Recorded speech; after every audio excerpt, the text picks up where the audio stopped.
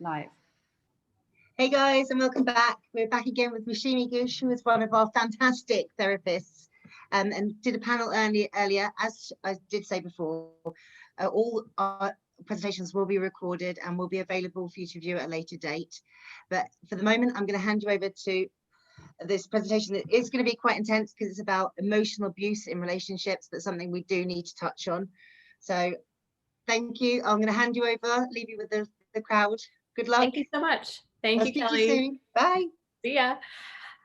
Hello, everyone. My name is Moushumi Ghose. I go by Mo, and I am a therapist, a licensed marriage and family therapist in the state of California, as well as with Pineapple Support.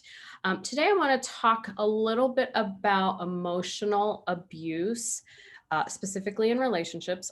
Emotional abuse typically happens only in relationships. I mean, it can be any kind of relationship.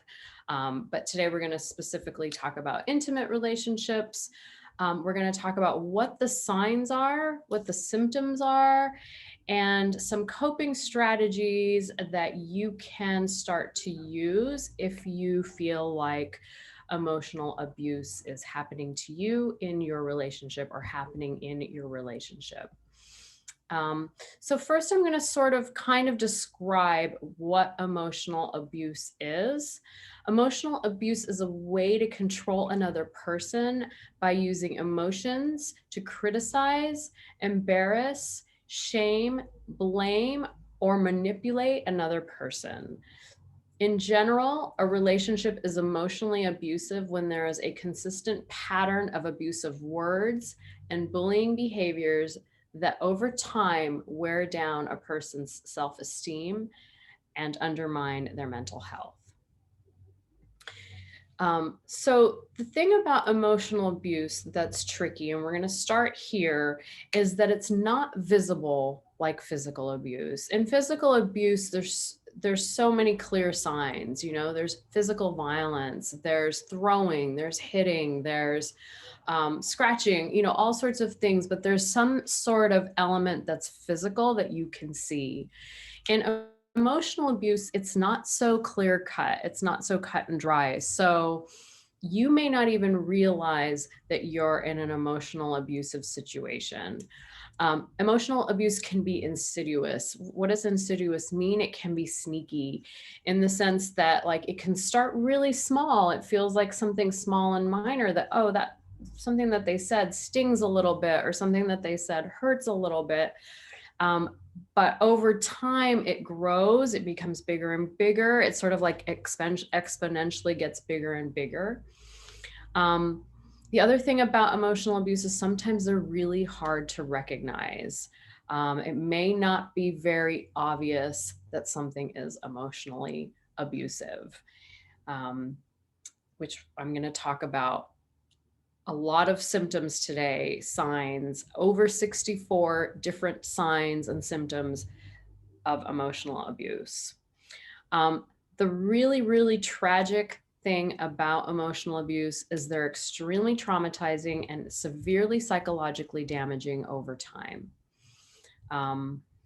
And even harder to sort of swallow is the fact that emotional abuse is often from a partner, a spouse, but it can also be a friend, a boss, and obviously a parent, a caregiver. So insidious, when I say emotional abuse is insidious, it's usually happening in our homes, in our very intimate lives, by the people that we care about and want to trust the most. The even more tricky part of emotional abuse is the victims often inadvertently also become reinforcers of the abuse. So the abuse is happening, victims don't recognize it's happening, and the response sort of creates a cycle which keeps the victim stuck, but also the abuser is stuck too. They're sort of creating now the pattern together. And so let's dive in. Let's talk about some of the signs and symptoms. The signs can be the behaviors and actions of a person, but the true symptoms are the feelings that the victim has, or in this case, you. If you've felt anything or you've seen this sort of behavior from a partner, these are the things for you to be on the lookout for. So there's a few different groups. I'm going to categorize emotional abuse into four big groups, and then there's a fifth group that is a relationship component. The one I was talking about, how the victim can sort of like become involved in this cycle that reinforces the abuse. So let's start with the behaviors. Let's start with the humiliation group. It's humiliation, criticism, tactics that are meant to undermine your self-esteem. The abuse is harsh and relenting in matters all over the place. So anything, it can be small, it can be big. It's just constantly happening. It's humiliation and criticism. So some symptoms are name calling. They'll flat out say, call you stupid. They'll call you a loser. They might call you a slut. Whatever it is, they've said these words in relation to you, and it's considered name calling. Another thing that is a sign is derogatory pet names. So these are just a little bit more than name calling. It's not so subtle disguise. Something like my chubby pumpkin, or my little stub hub, or my knuckle dragger.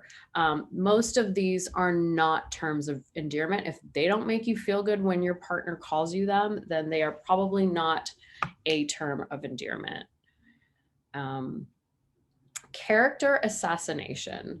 So this usually involves or could involve the word always. You're always late. You're always screwing up. You're always wrong. You're always disagreeing with me. Basically, they want you to believe this idea that you are not a good person. Yelling. This is an obvious one. Yelling is almost like physical abuse because it's something that you can see. It's tangible. They've raised their voice. Yelling, screaming, swearing, in a way that they are meant to intimidate and make you feel small and inconsequential. It might be accompanied by fist pounding or throwing things or some violence. Another thing that's really, really hard to see is the patronizing. Oh, sweetie, I know you try, but this is just beyond your understanding. Sort of like condescending, patronizing. If your partner's doing that to you, that is a form of emotional abuse. Public embarrassment. They pick fights. They expose your secrets. They make fun of you in public. They point out your shortcomings in public. They sort of just do this thing where they don't tell you to your face, but yet when you're in a public situation, they will bring it up in front of other people. Dismissiveness. Dismissiveness is like downplaying the importance of something that's important to you. They might use body language like rolling their eyes or smirking or shaking their head or sighing. All of those kind of convey the same message that this is not an important thing. Your thing doesn't matter. Your thing is stupid. They might even say your thing is stupid. Joking. This is one of my favorites because it feels like gaslighting. Oh, I was just joking. And the jokes, they might have a grain of truth in them, or they might be a complete fabrication. Either way, they make you feel foolish and stupid. And it's also a way of gaslighting you. It's also a way of saying, oh, come on, can't you take a joke? Makes you feel like the crazy one. Sarcasm. Sarcasm is actually a really, really popular communication technique. And I'm here to tell you that it is emotionally abusive. Once in a while, it's fine. And I understand that these things show up when we're having conflict with our partners. And that's something I do want to talk about. When we have conflict with our partners, these things may show up in the heat of the moment. And and that it's not saying, I'm not saying that that's okay, but there's something different about both of you are arguing, and now you're throwing insults, hurling insults below the belt, so to speak, versus someone that just kind of does this on a regular basis to you, even when you're not in an argument, or when you're trying to have a like honest conversation with them, or when you're just going about your business. This type of stuff happens outside of like an argument. So sarcasm is what I was talking about. These are just a dig on you in disguise. When you object, they claim that they've been teasing you, or they tell you to stop taking everything so seriously. So it's kind of like joking, but it's painful. It's an indirect communication. More examples of humiliation, criticism, like negativity, naysaying is belittling your accomplishments, not acknowledging your achievements, laughing at or dismissing, or maybe even claiming responsibility for your success. Those are all forms of some form of emotional abuse.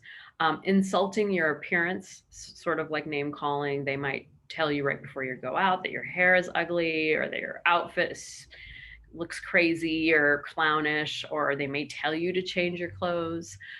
Those are also signs of emotional abuse. Putting down your interests.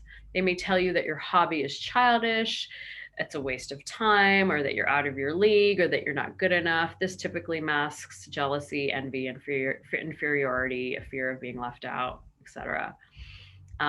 And pushing your buttons. Once your abuser knows that something is hurtful, they'll bring it up or do it whenever they can, every chance they get. So that was the first group. The second group of symptoms and signs that I'm going to talk about are accusing, blaming, and denial. So jealousy, while jealousy typically in and of itself isn't a form of emotional abuse, when they accuse you of flirting or cheating on them, and it's sort of like happening on a regular basis, happening with like more people than not, and you're not actually doing that, that's when it kind of can flip over from, okay, you have a jealous partner who's jealous of, something that you're doing, which might be rightfully so, and crosses the line into now they're being jealous of anything and everything, and they're this jealousy is showing up more often than not. So that's when you need to kind of look at it. They turn the tables. They say that you're the cause of their rage. And they say that you're a cause of their control issues because you're being such a pain in the ass.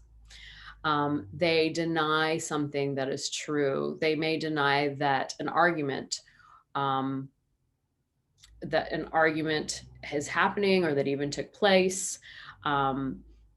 This is, again, a form of gaslighting. It's sort of meant for you to question your own sanity. They may use guilt. They might say something like, you owe me this. Look at all this stuff I've done for you. Then they go with the blaming. They know just how to upset you. But then once the trouble starts, it's your fault for creating it. So this is how they sort of like turn the tables and then blame you. Sometimes they will outright deny their abuse. When you complain about their attacks, they deny it. They seem bewildered at the very thought of it. And I can't speak for every particular person. Some people, may most likely do know that they are engaging in some sort of abusive behavior. If they don't, and they're denying it, it could be that they honestly don't realize how harmful their behavior is. But I find that most people are aware of it. And once you start telling them over and over, and they continue to deny it, that's when the emotional abuse really sinks in. It's obvious, and they're continuing to deny it. Again, they turn the tables. First, they say that you're the cause of their rage. And then they say that you're the one who has anger and control issues, and that they're the victim. So they turn the tables and accuse you of abuse. They may trivialize your feelings. When you talk about your hurt feelings, they accuse you of overreacting and making mountains out of molehills. Saying that you have no sense of humor. This is, again, another form of gaslighting. Abusers will make personal jokes about you, and then if you object, they'll tell you to lighten up. So they'll hurt your feelings, they'll insult you, they'll harm you emotionally, and then they'll tell you to soften up, to lighten up, to take a joke. That is a form of gaslighting. It's also a form of emotional abuse. Blaming you for their problems. Whatever's wrong in their life is your fault. You're not supportive enough. You didn't do enough. You stuck your nose where it didn't belong. And then the last one in this group is destroying and denying. They might crack your cell phone or lose your car keys or do something and then completely deny it, act like it didn't even happen. And you're frantically looking for your keys, or you're frantically trying to find the thing that you need to leave out the door, and they're not saying a thing. They're maybe even helping you look for it. So they're essentially lying. So the next group of signs that I want to talk to you about is control and shame. These tactics are to make you feel ashamed of your inadequacies, and this is just another sort of path to their power. So they'll threaten you. They might tell you that no one will love you like I love you, which sort of like plays on this feeling like you're not good enough, right? Or they might threaten you, like, I'll take the kids and disappear and there's no telling what I might do, right? Things where they threaten your children, or they've threatened your family members' lives or something like that, which keeps you stuck and afraid. They might monitor your whereabouts. They want to know where you are all the time and insist that you respond to calls or texts immediately. And this is different than like today on the phones. There's the find your friend apps and like the GPS apps that you might share with your partner or some of your close friends, family members. And that is a safety feature. There's no doubt that that's a safety feature, but is it realistic what they're asking you for in terms of monitoring your every single whereabout? Like, that's just something for you to look at. Again, there's a fine line between being totally like this is a safety thing that you want to have with your friends and with your partner because of your work, or you're going places, or is this something that they're doing to have control over you? Again, we're going to talk about trusting your instinct later on, but that's kind of where I'm going with all of this. Like, if it doesn't feel good, it probably isn't good. And so if they're monitoring your whereabouts and they want to know where you are every minute of the day and insist that you respond to calls or texts immediately, or show up to somewhere you're supposed to be, they might be exhibiting some of the behaviors that indicate emotional abuse. Digital spying. So many of you have experienced this. They might check your internet history, emails, texts, call logs. They may even demand your passwords. All of that is not okay. Those are violations of privacy, and people may do that and apologize for it. I'm not saying that slip-ups don't happen in intimate relationships, but somebody that does this on a regular basis, that is not okay. So put that one on your roster. Unilateral decision-making is where they do things on your behalf without even asking you, like closing a joint bank account, canceling your doctor's appointment, canceling your, telling your friend, oh, she's not going to be able to make it. Talking to your boss without asking, calling your mother behind your back, just things like that, where they speak on your behalf without even consulting with you first. Let's see, I'm trying to think what else. Control and shame. Oh, financial control. This is a big one. They might keep bank accounts in their name only and make you ask for money. I think this is highly problematic. I think this is common in situations where one person is the sort of the financial breadwinner. And it creates a very distinct power dynamic. So you might be expected to account for every penny you spend. There's lots of different ways that this can play out. So pay attention to that one, financial control. Lecturing, where they belabor your errors with long monologues, making it clear that you're beneath them. That feels very much like they're treating you like a child, which they are. And it's also considered to be emotionally abusive.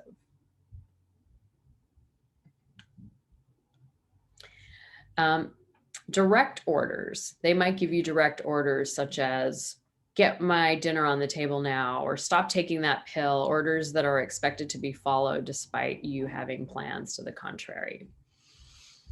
Outburst and anger and rage for seemingly small things. So failing to cancel plans with a friend, or maybe you forgot to put the car in the garage, seemingly innocuous things, they get really angry and they have outbursts about it. That can be emotionally abusive. Treating you like a child. We've kind of talked about this a little bit before, but they tell you what to wear. They tell you how much to eat, what to eat. They tell you which friends you can see, when you can see them. They basically control your schedule. They control your money. Any of these things are definitely signs of behavior that are emotionally manipulative and therefore abusive. Feigned helplessness. They may say that they don't know how to do something. Sometimes it's easier to do it yourself than to explain it. They know this and they take advantage of it, right? Oh, I don't know how to do it. And so they just leave it and they know that you're going to handle it. And you know very well that they're capable of taking care of it, but they choose not to.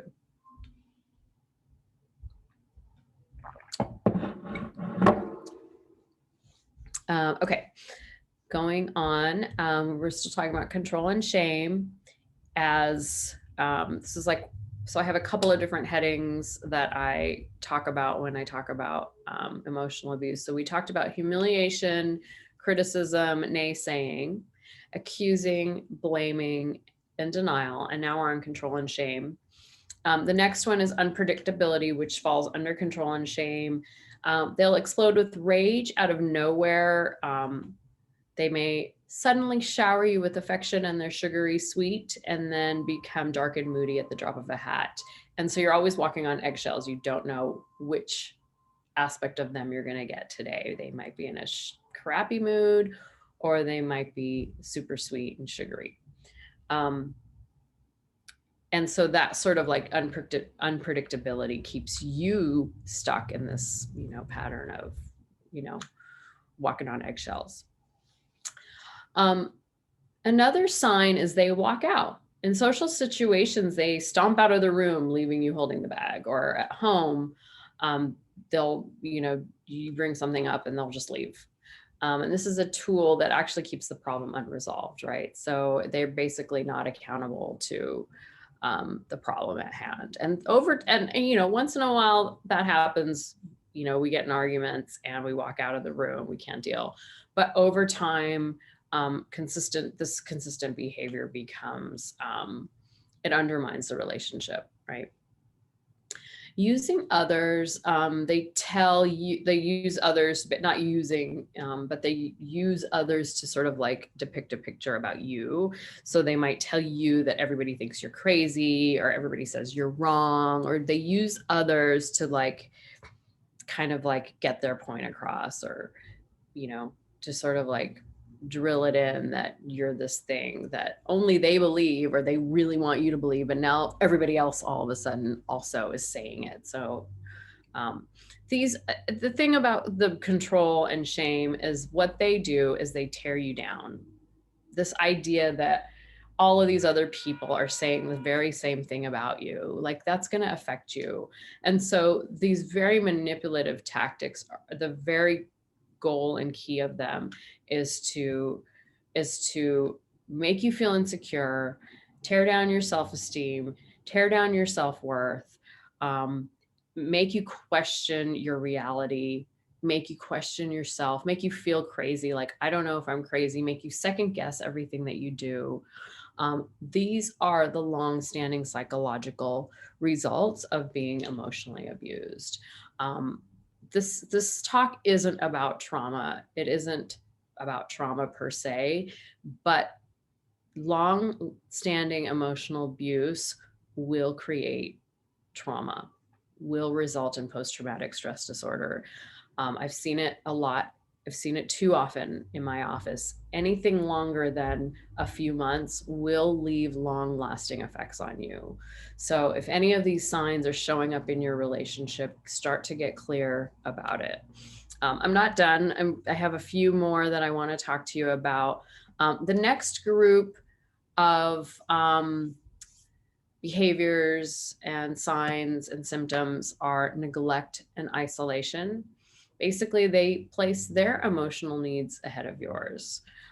They try to come between you and people who are supportive of you to make you more dependent on them. And so here are some signs of that. They may demand respect from you. So no small perceived slight will go unpunished. You're always expected to defer to them, but it's typically a one-way street. They shut down communication. They'll ignore your attempts at a conversation in person, by text, or by phone. They'll just ignore it. They'll dehumanize you. They'll look away when you're talking or stare at something else when they speak to you like you're not important.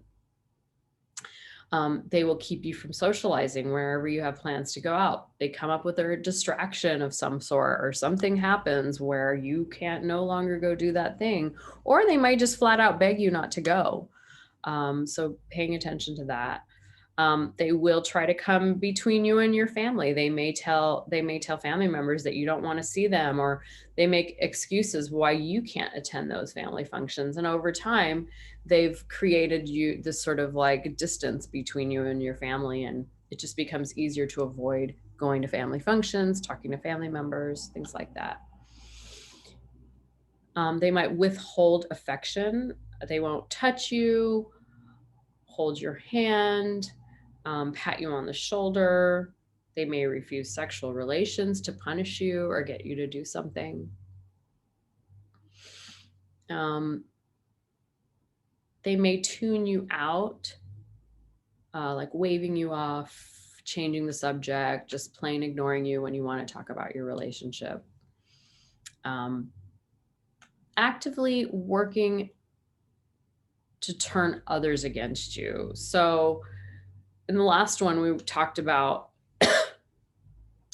in the control and shame segment, I kind of talked to you a little bit about how they might use others. Oh, well, he thinks you're that, or everybody else thinks you're this. Well, in this case, they actually tell other people that you're unstable, or that you're crazy, or that, that you have a drug problem, or that, you're having this problem, or they just actively work to turn others against you. Or they might call you needy. They might, when you're really down and out and you reach out to them for support, which you rarely do, and this one time that you do, they'll tell you you're too needy, or the world can't stop turning for your little problems. So they minimize what we talked about before. They minimize your issues, and then they call you needy and things like that. Interrupting. You're on the phone or texting, or you're on a work call, and they interrupt you. They get in your face. They do anything to let you know that what you're doing is not important. Indifference. They may see you hurt, sad, crying, in pain, and they do nothing. Or disputing your feelings. Whatever you feel, they say that you're wrong to feel that way, or that that's not really what you feel at all. So they try to control how you feel, right? Which your feelings are your own feelings. They can't do that, but they will try. And over time, again, I can't stress this enough, is that over time, these behaviors that these perpetrators do, they're insidious, and they get bigger. They become exponentially bigger, and they will take a toll on your psychological well-being, and can create a lot of trauma over time.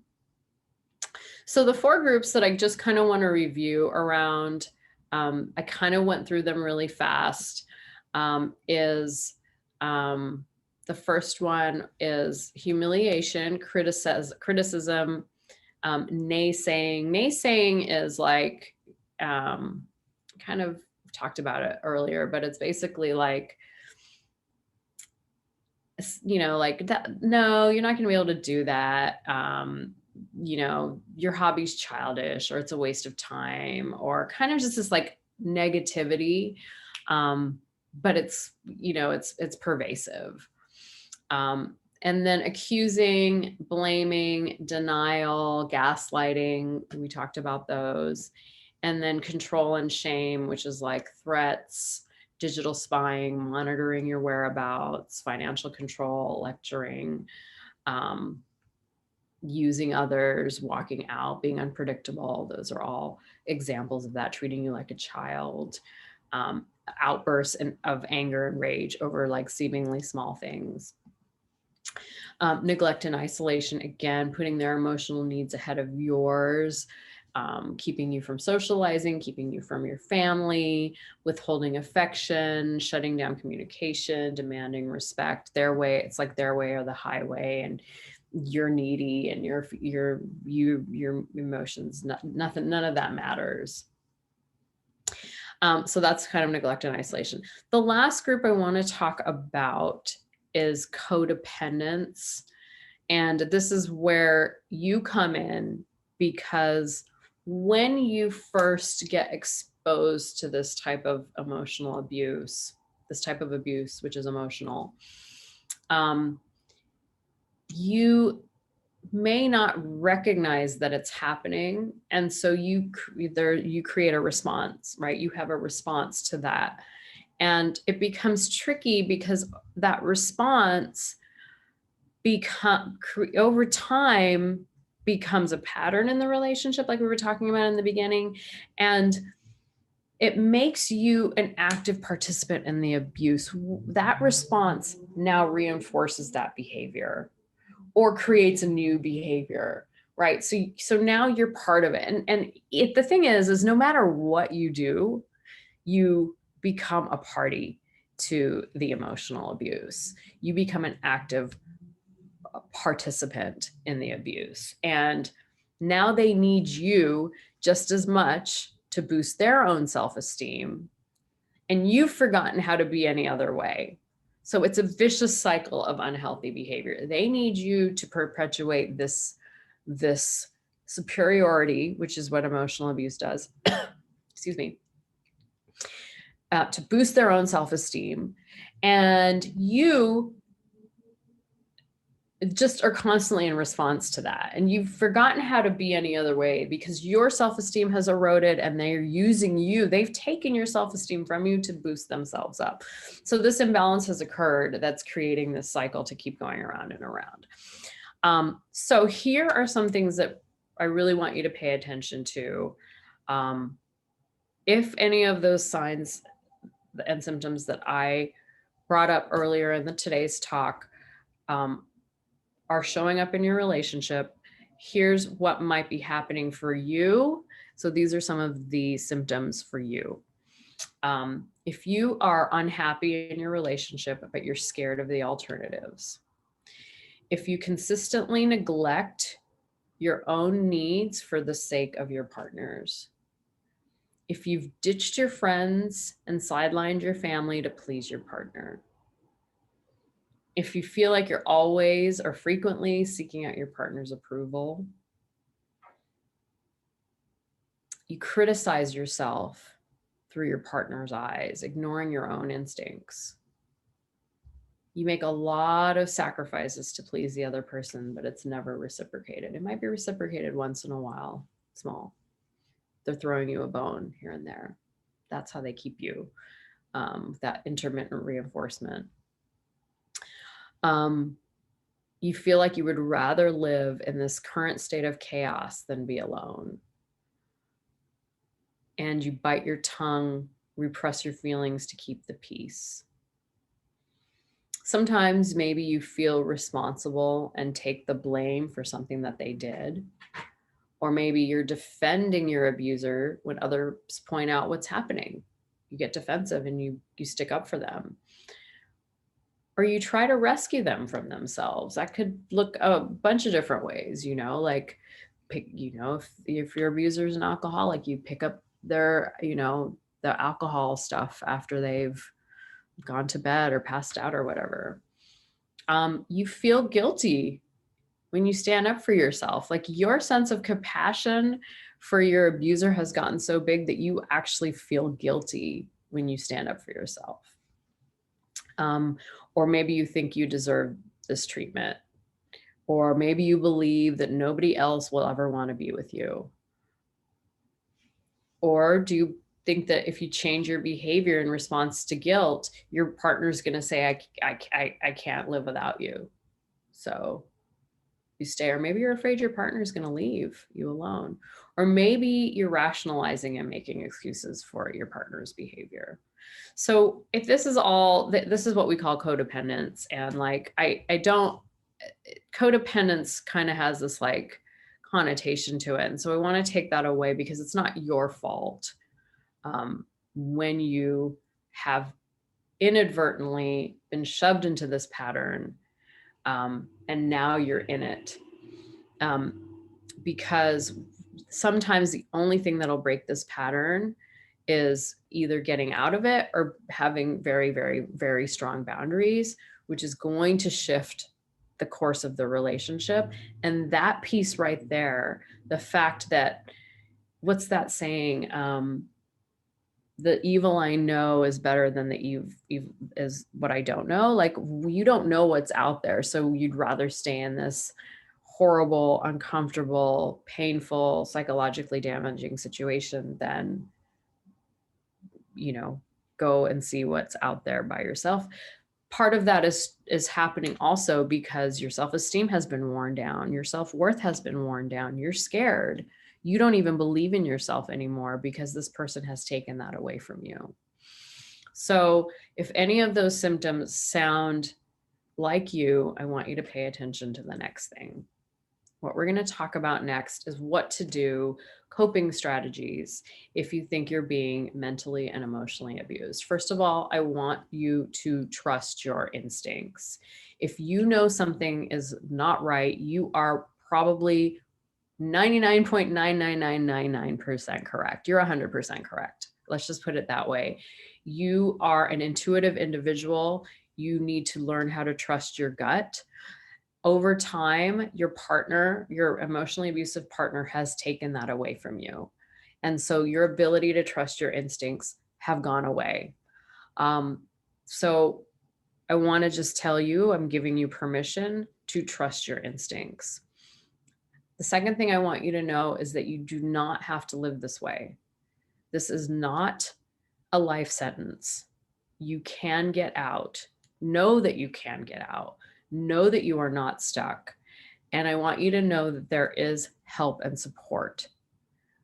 First things first, though, is you must know that you can get out. sometimes our lives become so enmeshed with the people that we're involved with, we can't imagine life without them. But there is a life without them. We live on a planet with 12 billion people. We live on a planet with, and right now, I think because of COVID and everything, things are a lot scarier, things are a lot harder. And I want you to know that you can get help. Pineapple Support is a really great resource for you. Start talking about it with other people. If this is happening to you, build your network, build your support system, because that is the first step for you to getting out. First of all, is trusting your instincts, because your instincts are right. If something is feeling painful and you are waking up scared on a regular basis, then this is something that needs to be addressed. Please do not hesitate to reach out. Pineapple Support, as I mentioned, is here for you. I am going to list a couple of other, I'm going to mention a couple of other resources for you. Of course, always, if you're in immediate physical danger, if you fear immediate physical violence, please call 911 or your local emergency services. Your life is too precious. Your life is all you've got. So please call 911. And if you're not in immediate danger and you need to talk to or even find some place to go, and you're in the United States, the National Domestic Abuse Hotline is 1-800-799-7233. Again, it's 800-799-7233. It's the National Domestic Abuse Hotline. This 24 hotline can put you in touch with service providers and shelters across the United States if you need to make an escape and you feel like you can't do this on your own. So the next thing I want to talk about is what to do. First of all, I want you to know that the abuse is not your responsibility. Do not try to reason with your partner, with your abusive partner. You may want to help, but it's unlikely that they're going to break out of this pattern of behavior without some professional help on their own. And that's their responsibility, not yours. Okay. So accept that this abuse is not your responsibility. The next thing, and this is the harder one, is disengaging and setting personal boundaries. Deciding that you won't respond to the abuse or get sucked into arguments is the thing that you need to stick to. Limiting exposure to the abuser, perpetrator, whatever you want to call it, as much as possible, as much as you can. Now, if this is your intimate partner, this is very tricky, and that's why it's important to have support. If you can call a therapist, get a therapist through Pineapple. If that's not possible because your partner is monitoring your every single whereabouts, see if can you contact someone? Can you send someone an email? Can you talk to someone on one of those hotlines? It's really, really important for you to talk to someone as soon as you can. Obvious, but not as easy, is exiting the relationship, exiting the situation if it's not an intimate partner, if it's just a friend or boss or something like that. Again, I know that this is easier said than done, but that's the final goal, and you may not be there today, but make a safety plan if you need. If possible, cut all ties, make it clear that it's over and don't look back. But if not, find a therapist who can show you a healthy way to move forward, to make a safety plan, and to get out. And then give yourself time to heal. Reaching out to supportive friends, family members, talking to teachers, counselors, therapists, anyone who can help you in your recovery. Because essentially, once you get out of an emotionally abusive situation, sometimes the anxiety gets worse. Sometimes the panic attacks get worse. It can be really scary to be without this partner, as negative and terrible and harmful as it was. Like, that is how insidious and pervasive these emotionally abusive relationships can be, because they strip you of any self-worth. They strip you of your self-esteem.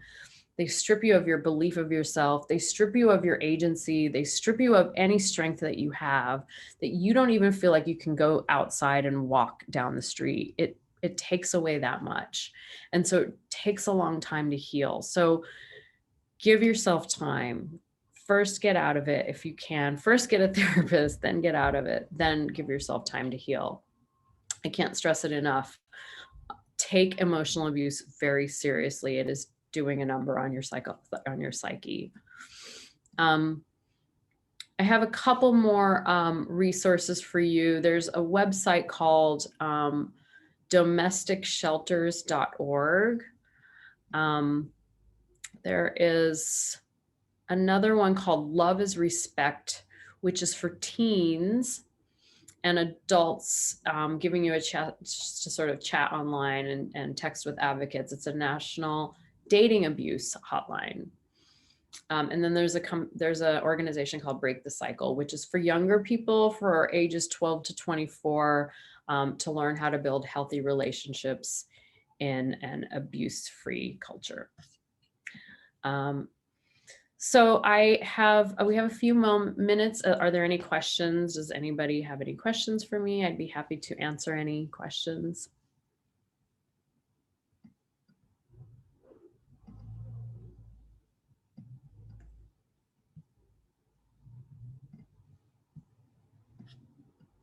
I can't tell if the chat's working.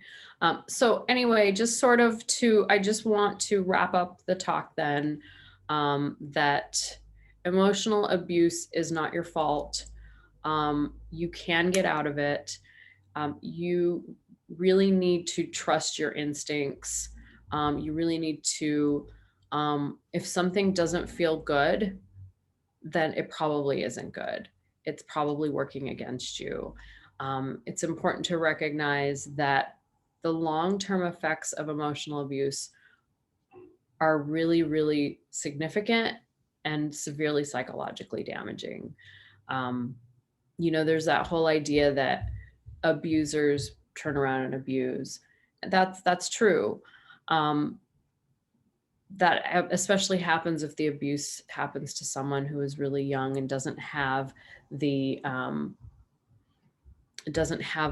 capacity, like a child doesn't have the capacity to leave a parent that's emotionally abusive. As adults, you do have the capacity to do so, and you have agency and you have free will and you're strong and you're vibrant and you have friends and you have a community. Really, really encourage you to reach out. Don't deal with this alone, and you will find a way out of it. And that's it. Again, my name is Moushumi Ghosh. Thank you so much for listening to my talk on emotional abuse. You can find me on the Pineapple Support website. So if you have any questions or anything at all, don't hesitate to reach out. I'd be happy to answer any questions about emotional abuse. So that's it. Thank you so much.